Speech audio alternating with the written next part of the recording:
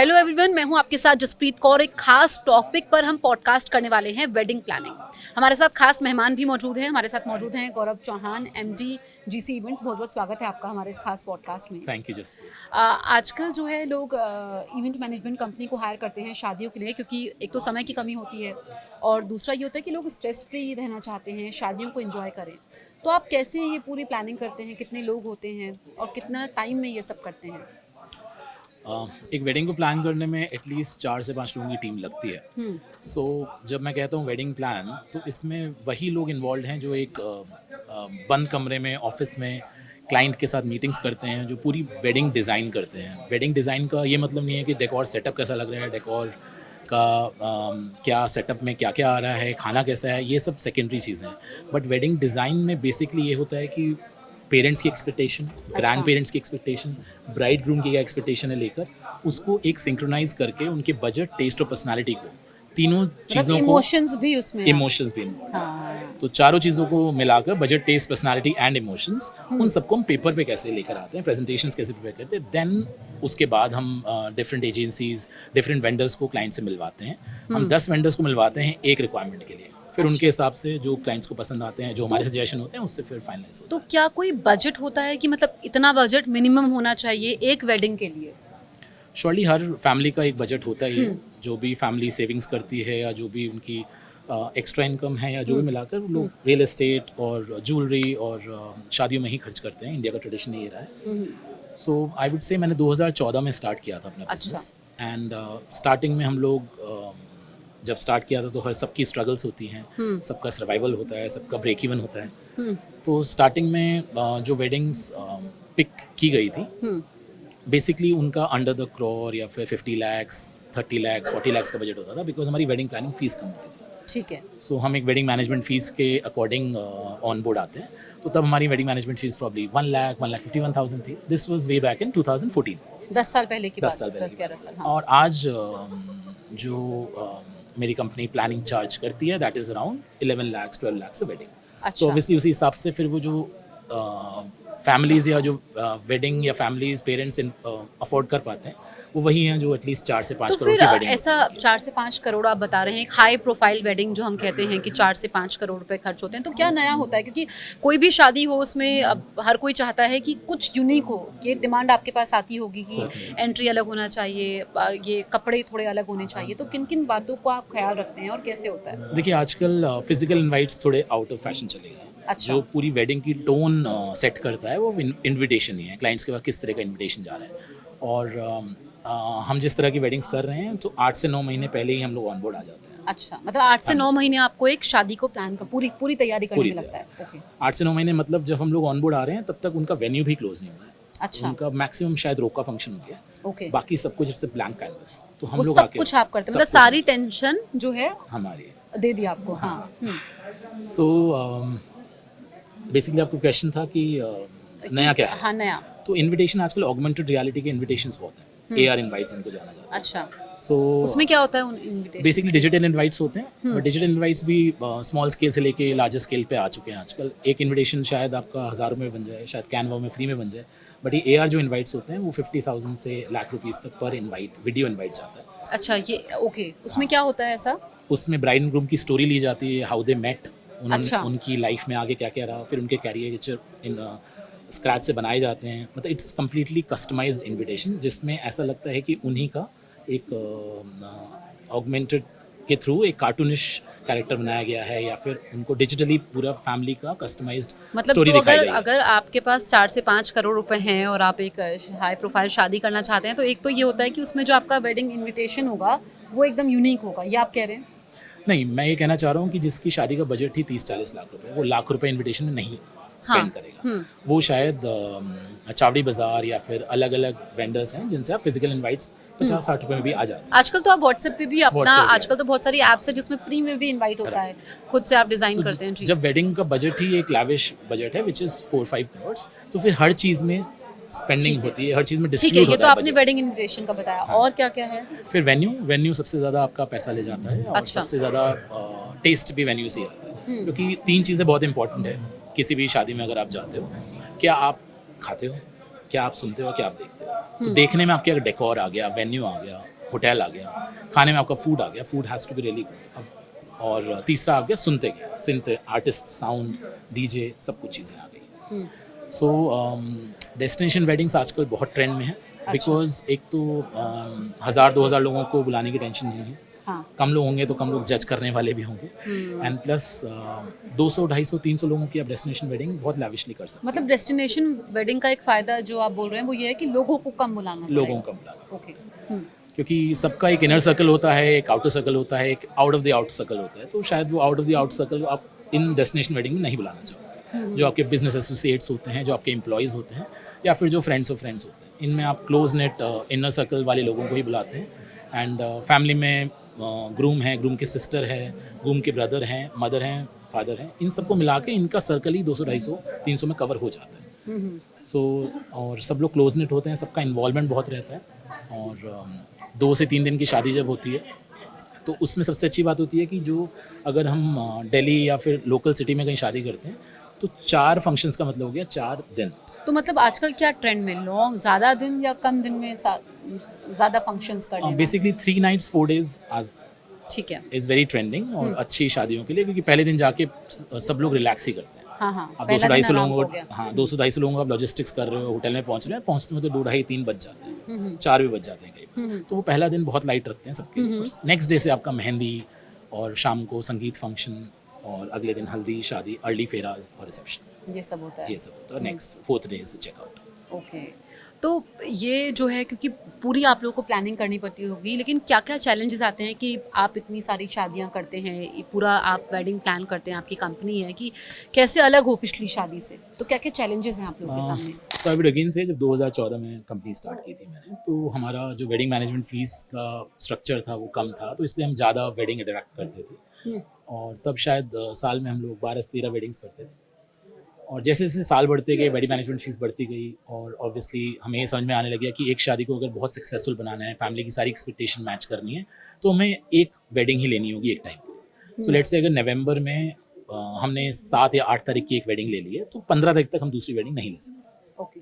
Because 8 तारीख की जो वेडिंग है उसके लिए तो हम 1 तारीख से ही इन्वॉल्व रहेंगे फैमिली के साथ, फिजिकल प्रेजेंस ही रहेगी हर तरीके के प्रेपरेशंस में। और जिसकी 15 या 16 तारीख को शादी है उसको भी ऑब्वियसली एक हफ्ता पहले हमारा इन्वॉल्वमेंट चाहिए, तो हम 7 तारीख से अभी अनअवेलेबल रहेंगे। फिजिकल प्रेजेंस फिजिकल प्रेजेंस तो बहुत क्या होता है, जैसे आजकल अब जो वेडिंग में अटायर होते हैं, लोग बहुत पैसा खर्च करते हैं, फिर बाद में सोचते हैं कि एक ही बार पहना, दोबारा यूज में नहीं होता, तो क्या लोग रेंटल की तरफ भी बढ़ रहे हैं? ये भी ट्रेंड में है। हाँ, रेंटल की तरफ बढ़ रहे हैं लोग, बट ये मीडियम लेवल या अंडर करोड़ वाली वेडिंग्स में बहुत ट्रेंड में है, चल रहा है। अच्छा। कि रेंटल की बहुत सारी कंपनीज खुल गई हैं, because it is for masses. हाँ। और एक बार जो ज्वेलरी पहन ली, इतनी हैवी ज्वेलरी पहन ली, हाँ, आई गेस वो दोबारा कोई ऐसा मौका आता नहीं है आता जब नहीं है पहनते हैं। हाँ हाँ। और इनफैक्ट शेरवानी हो गई, लहंगे हो गए, ये भी नहीं पहन पाते थे। आजकल फेक वेडिंग बहुत ट्रेंड में है, शायद फेक वेडिंग में वो पहन लें कभी, हाँ। But Right. Rental is very much in nowadays, but not to the weddings that I am catering into, क्योंकि उसमें मोस्टली सब कुछ रियल ही रहता है। रियल रहता है। तो इसमें अगर आपने पूरा बताया ये डिज़ाइनिंग की बात की, अगर हम डेकोर की बात करते हैं तो क्या क्या क्लाइंट्स की डिमांड्स आती हैं, चाहे ब्राइड की एंट्री को लेकर के हो या ग्रूम की एंट्री को लेकर के हो या रिसेप्शन हो, क्या ट्रेंड में है? बहुत इंटरेस्टिंग हो गया आजकल, बिकॉज इंस्टाग्राम है, पिंटरेस्ट है, हाँ। रिगार्डलेस ऑफ द फैक्ट कि वो किस देश में, किस कॉन्टिनेंट में वो वीडियो शूट हुआ है, वो क्लाइंट्स हमारे साथ शेयर कर लेते हैं और कहते हैं ऐसा ही चाहिए। तो जो चीज़ एकदम आउट ऑफ द बजट होती है या आउट ऑफ रियलिटी होती है, बिकॉज वो कॉन्टिनेंट में उसका बैकड्रॉप ही पीछे पीछे ओशन है, और हम लोग एक जयपुर की वेडिंग करें तो ओशन तो पॉसिबल नहीं है। हाँ। तो फिर तो वो आउट ही हो जाता है कॉन्सेप्ट। फिर वो कॉन्सेप्ट से बात होती है जो रियलिटी में हो सकता है। अब लेट्स से हम गोवा में कर रहे हैं या थाईलैंड में कर रहे हैं, तो वहाँ वो कॉन्सेप्ट फिर भी रेप्लिकेट हो सकता है। फिर वो बात आती है कितना कॉस्ट इन्वॉल्व है उसमें। अगर जो हमें कॉस्ट दिया गया है या जो कॉस्ट हमारी कोहेसिवली डिसाइड हुई है, अगर उसमें वो सब कुछ हो रहा है, then well and good, we will execute it. पर अगेन नेक्स्ट नो कम्स कि वो आउट ऑफ द बजट है, फिर बजट रिवाइज हो सकता है, तो बहुत अच्छी बात है। बट इट इज़ आजकल guest, client, wedding planners, vendors, सबके लिए just on the tap of a phone ये बस शेयर करना है और ये कॉन्सेप्ट कर दो क्लियर, बट तो इतना इजी नहीं है। इतना इजी तो क्या क्या आपके दिमाग में उस समय होता है, मतलब क्या क्या आजकल जो आपने इतनी सारी वेडिंग्स की है तो कुछ ऐसा जो आप बताना चाहें कि ये बिल्कुल यूनिक रहा या आपने इसके लिए इतना वर्क देखिए किया ऐसे? 90% जो कॉन्सेप्ट भेजते हैं तो ऑलरेडी हम लोग सर्च कर चुके होते हैं, अच्छा। क्योंकि उनके शायद फीड पे ज़्यादा कम दे रहा था, वो हमारी फीड पे रहता ही है सब हाँ कुछ। हाँ हाँ हाँ। तो हम ऑलरेडी उसको फिल्टर करके क्लाइंट्स को पिच कर चुके होते हैं, तो उसमें इतना क्लैरिटी मतलब हमें इतना कन्फ्यूजन नहीं होता, जो चीज़ येस है, जो चीज़ नहीं है। अब आ जाते हैं वो 10% जो क्लाइंट शायद भेज रहा है और हमने रिसर्च नहीं किया उन चीज़ पे या हमारे सामने फीड पे नहीं आई है, then we try to find out कि कितनी कितनी कॉस्ट इसमें इन्वॉल्व है, क्या क्या हो सकता है, एंड हम लोग अपनी जान लगा देते हैं, बिकॉज वो कॉन्सेप्ट फिर वो हमारी प्रोफाइल में भी ऐड हो जाता है। नेक्स्ट वेडिंग के लिए हमारे पास रेडी है। लेकिन आजकल हमने देखा है कि शादियों में ना मतलब शोबाजी बहुत है कि दिखावा जिसे हम कहते हैं, तो लोग लोन लेके शादियां कर लेते हैं और फिर बाद में ऐसा होता है कि वो पछताते हैं या शादी के बाद चीज़ें एंजॉय नहीं कर पा रहे हैं, कितना टाइम लगेगा लोन चुकाने में। देखिए पर्सनली तो लोन वाली वेडिंग नहीं करनी चाहिए, because agree. I would not से आजकल ये ट्रेंड है, शादियां होती हैं सबके, दोनों फैमिलीज़ की खुशी के लिए होती है, बट एक फैमिली अगर किसी तरह के दबाव में है तो वो दबाव के साथ उसकी एक्सपेक्टेशन भी बढ़ जाती है उस चीज़ को रिटर्न में। फिर शादी के बाद बहुत हर रिलेशनशिप में ऊंच नीच होती है, ऊपर नीचे होता है, तो जब भी वो कुछ डाउनफॉल आता है तो उनको लगता है हमने तो लोन लेकर दिया, हम आज तक उसकी ईएमआई पे कर रहे हैं, देखो हमारा बच्चा है, बच्ची खुश नहीं है, तो वो अनइवन प्रेशर उस रिलेशनशिप पे पड़ता है, फिर कहीं ना कहीं दबाव आ ही जाता है रिलेशनशिप। तो आई डोंट थिंक सो कि लोन लेना चाहिए। To be very clear, before wedding आप बता दीजिए कि ये बजट है हमारा। हाँ। अगर बजट के ऊपर ही शादी हो रही है तो आई गेस वो शादी होनी ही नहीं चाहिए।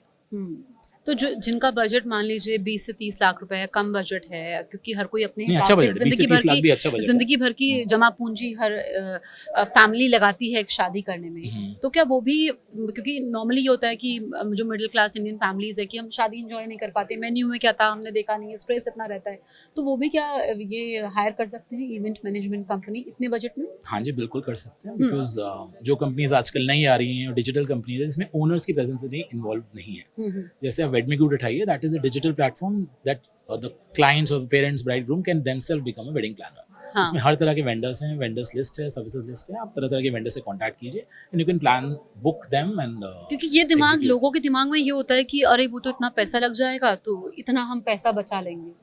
ये वेडिंग प्लानर को हायर करने का सबसे बड़ा बेनिफिट तो यही है कि एक अच्छा वेडिंग प्लानर आपके पैसे बचा के देता है। अच्छा। एक बहुत छोटी सी एग्जांपल दूंगा मैं कि जैसे आपको लगता होगा अगर हम बाहर से बारटेंडर्स हायर करें हाँ। कॉकटेल्स बनाने के लिए, अच्छा। तो हमारा तो अल्कोहल का बिल ज़्यादा आ जाएगा, बारटेंडर्स का भी बिल है, हाँ। तो हम क्यों हायर करें। बट यहाँ वेडिंग प्लानर आपको एजुकेट करता है कि कॉकटेल्स जो बनती हैं वो मिनिमल अल्कोहल के साथ एंड मैक्सिमम हर्ब स्पाइसेस और जो भी एक्स्ट्रा चीजेस मिक्सेस होते हैं उनसे बनती है। हाँ। बट जो होटल के बारटेंडर्स होते हैं वो ट्रेन बारटेंडर्स होते हैं स्ट्रेट ड्रिंक्स बनाने के लिए, कि आपको 30 ml 60 ml 90 ml देना है, तो वो कॉकटेल्स भी उसी तरीके से बनाते हैं। तो अगर हम बाहर के बारटेंडर्स हायर करते हैं तो आपकी अल्कोहल कम लगेगी, बट आपके जो एक्स्ट्रा चीज़ें हैं वो ज़्यादा डाली जाएंगी, जिससे आपके अल्कोहल का बिल कम आएगा। ठीक है, ये तो एक आपने कॉकटेल वाला बताया, और किन चीजों और में जैसे पैसा बचता है? आप वेन्यूज हमारे थ्रू कराते हैं या किसी भी वेडिंग प्लानर के थ्रू कराते हैं, तो जो वेडिंग प्लानर एक वेडिंग मैनेजमेंट फीस हायर कर रहा है, तो उसका मेन रेवेन्यू यही है कि उसका वेडिंग मैनेजमेंट फीस से ही उसका रेवेन्यू आ रहा है। हाँ हाँ।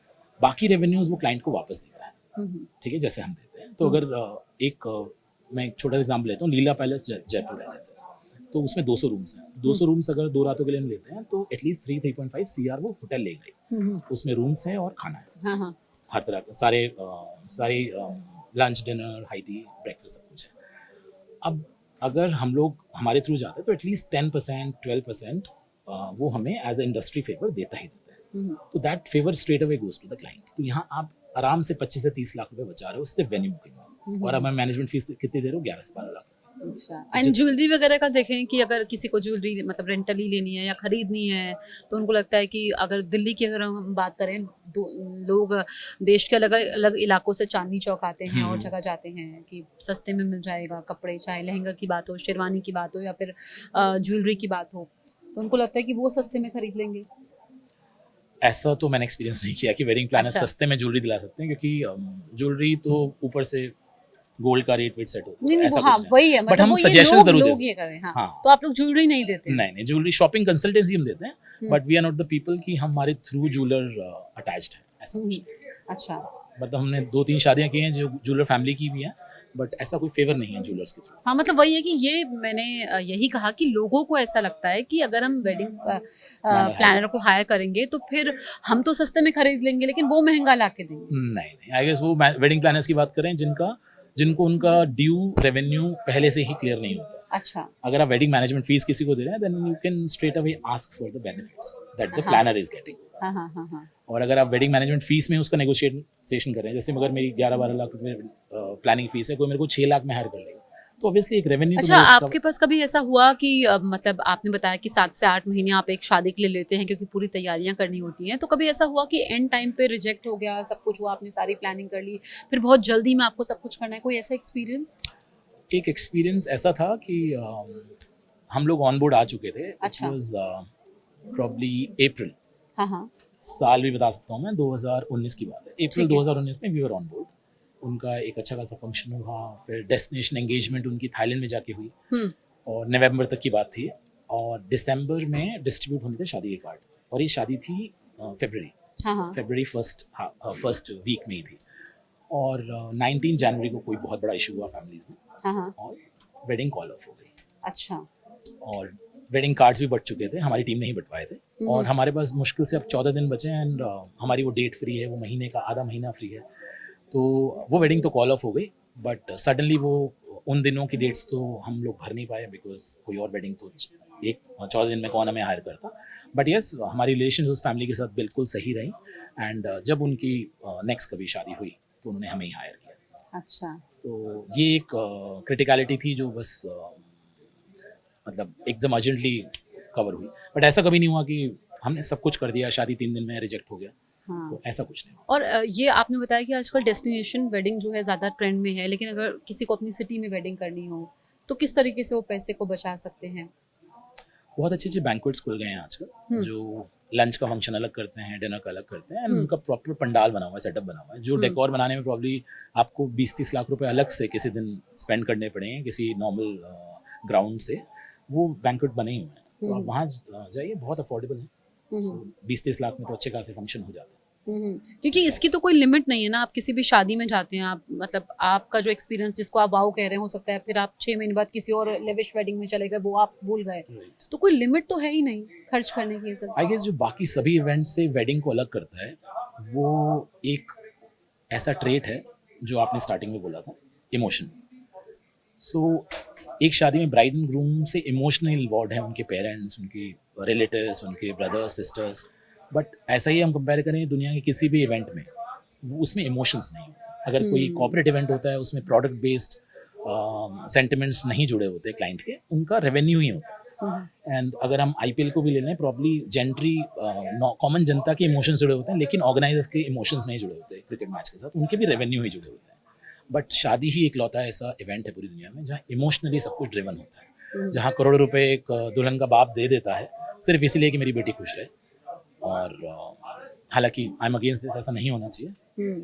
It can always be spent into different facilities that the couple can get, but hard cash या ऐसा अमाउंट। हाँ बिल्कुल, अपनी इच्छा से अगर आप दे रहे हैं, ऐसे कोई जबरदस्ती या प्रेशर है, सामाजिक प्रेशर है, कोई दबाव है, क्योंकि जो एक बार मांग रहा है वो 10 बार में मांगेगा। हाँ बिल्कुल। और जो बेटी का पिता होता है, अगर हम बेटियों, क्योंकि खासकर यही होता है कि लड़कियों के ऊपर जिम्मेदारी ज़्यादा हो जाती है उनके परिवार के ऊपर, तो उसमें जो भी आजकल दिखावा बहुत हो गया है कि भाई प्रेशर बहुत ज़्यादा है कि ये आपको देना है, ये सब देना है, तो उन सब से कैसे डील होता है जब भी कोई आपके पास ऐसे आता है from the bride side? Eventually ये चीज़ है ना जो मैं आपको बता रहा था, जो शादी कुछ 15 दिन पहले ही कॉल ऑफ हो गई, उसके पीछे यही सबसे बड़ा रीज़न था। द ग्रूम साइड वो डिमांडिंग, हाँ हाँ, एंड ब्राइड साइड वो, मतलब ब्राइड साइड बहुत अच्छी फैमिली से थी, उनका भी बहुत अच्छा बिजनेस था, बट जो ब्राइड के फादर थे वो इस थॉट से, थिंकिंग से अगेंस्ट थे कि देने को मैं दे दूँ, ऐसे 10 बार दे सकता हूँ बट मैं आज दूंगा। फिर इनकी सोच क्या है, और जिस लड़के के पास मेरी बेटी जा रही है वो इतना डिपेंडेंट नहीं है कि वो खुद से कुछ कर सके। तो ये चीज़ उन्होंने बहुत अच्छी कॉल ली थी एंड बहुत सारे डिस्कशन चले उनकी फैमिली में, बट आई गेस सभी फैमिली मेम्बर्स कह रहे थे हो जाता है, मांग लेते हैं, आप दे दो चले जाएंगे। But I guess the bride's father stood very strong, उन्होंने बहुत अच्छा डिसीजन लिया। अब जिस फैमिली में है वो बेटी, बहुत अच्छा। मतलब आपके पास जितना भी बजट है, अगर आप बिल्कुल किसी को नहीं बुलाना चाहते हैं तो वो भी आप कर सकते हैं। आपकी जितनी आप जितना पैसा खर्च कर सकते हैं, जैसा हमने बताया कि, और ये जो हम पॉडकास्ट कर रहे हैं, आप भी कमेंट करके बताइए कि क्या आप लोग हमसे अग्री करते हैं कि अगर आपको लोन नहीं लेना है, मतलब जितना पैसा हो उतने में करनी है, दिखावा नहीं करना। जो आजकल की जेनजी की अगर हम बात करते हैं, दिखावा बहुत है कि भाई रील्स के लिए भी ऐसा हो रहा है ना कि क्या रील डालेंगे, क्या अलग होगा। ये भी तो मतलब एक सोशल मीडिया में जो हो गया है कि प्रेजेंस अपनी दिखानी, Right. यही है कि आपकी रील को इतने व्यूज हो जाएं। और वो क्या होता है कि अगर आपने कोई भी पिक्चर एक बार सोशल मीडिया में डाल दी, दोबारा फिर आप उस अटायर को पहनते भी नहीं है। एग्जैक्टली और सोशल मीडिया का मैं कहूँगा it's a half baked life जो आप हाँ दिखाते बिल्कुल। हैं। मैं ये भी नहीं कहूँगा फेक है सोशल मीडिया, बट फेक नहीं है, वो हाफ बेक्ड है। वो फाइनल डिश आपको प्रेजेंट कर देते हैं, बट उस डिश के पीछे क्या क्या गया है, कितने हाँ इमोशंस लगे हैं, कितने एफर्ट्स लगे हैं, वो नहीं बताते। सो सोशल मीडिया से तो इन्फ्लुएंस नहीं होना चाहिए। अच्छी चीज़ें हैं सोशल मीडिया पे, उससे इन्फ्लुएंस नहीं चाहिए, बट शादियों को लेकर, पैसे को लेकर अपनी फैमिली पे दबाव ना डालें। और लोन तो इट्स कम्प्लीटली तो अगेंस्ट। आप लोग क्या पूरा मतलब कैमरा पर्सन जो हायर एवरीथिंग यू डू, पूरा एडिट हो करके वीडियो वगैरह सब कुछ आप लोग करते हैं? हाँ, पिन टू प्लेन शादी में सब हम्म, कुछ ही करते हैं, बट हमारे पास इन हाउस कुछ नहीं है। जैसे अच्छा। अब आर्किटेक्ट हायर करते हैं घर बनाने के लिए, आर्किटेक्ट के पास डिफरेंट वेंडर्स होते हैं, हाँ हाँ। तो सेम हमारा ही है। हम वेडिंग कंसल्टेंट्स हैं, हमारे पास इन हाउस कुछ नहीं है। वेडिंग कंसल्टेंसी की जो एक्सपर्टीज़ है वो मेरे पास है, मेरी टीम मेंबर्स के पास है। We are small team of 6 people हाँ एंड हम लोग इंडिया में, आउट ऑफ इंडिया, जगह जगह जाके प्लान करते हैं और कर सकते हैं। एंड प्लस हमारी 6 लोगों की टीम के अलावा जब कोई 200-250 रूम्स की प्रॉपर्टी हम हायर करते हैं, या 200-250 लोगों के लिए 100-150 रूम्स की प्रॉपर्टी हायर करते हैं, उसके लिए अराउंड 20-25 लोगों की और रिक्वायरमेंट तो होती है। क्या क्या चैलेंजेस आते हैं? चैलेंजेस तो ये जो क्लाइंट्स की एक्सपेक्टेशन है उसको मैच करना या उससे थोड़ा सा और एक्सीड करना, ये चैलेंजेस है। Plus keeping the budget in tact, और प्लस क्रिएटिविटी भी हम लूज़ ना करें। तो इन तीनों चीज़ों का जो मिलाप होता है, इसको एक चैलेंज ही मानते हैं हर शादी में, क्योंकि हर शादी में अलग फैमिली मेम्बर्स होते हैं, उनकी एक्सपेक्टेशन अलग है, हर चीज़ ही अलग होती है। मतलब रिलेटिव्स का रहता है ये थोड़ा सा कि कोई नाराज ना हो जाए। हाँ, और ऐसा कई बार होता है, and which is very common, कि हम लोगों ने फैमिली के साथ सब डिस्कस कर लिया, उनके हिसाब से प्रेजेंटेशन के अकॉर्डिंग सब कुछ एग्जीक्यूट करा दिया, लेकिन उस दिन जीजा जी आ गए या मामा जी आ गए, यार ये अच्छा नहीं, वो हटा, ये अच्छा नहीं। बहुत अच्छी अच्छी बातें आपने बताई है गौरव जी। आप आए, आपने इतनी अच्छी बातें बताई वेडिंग को लेकर के, वेडिंग प्लानिंग को लेकर के। आपका बहुत बहुत शुक्रिया। Thank you so much for inviting. Thank you. आप देखते रहिए न्यूज़ 18 इंडिया।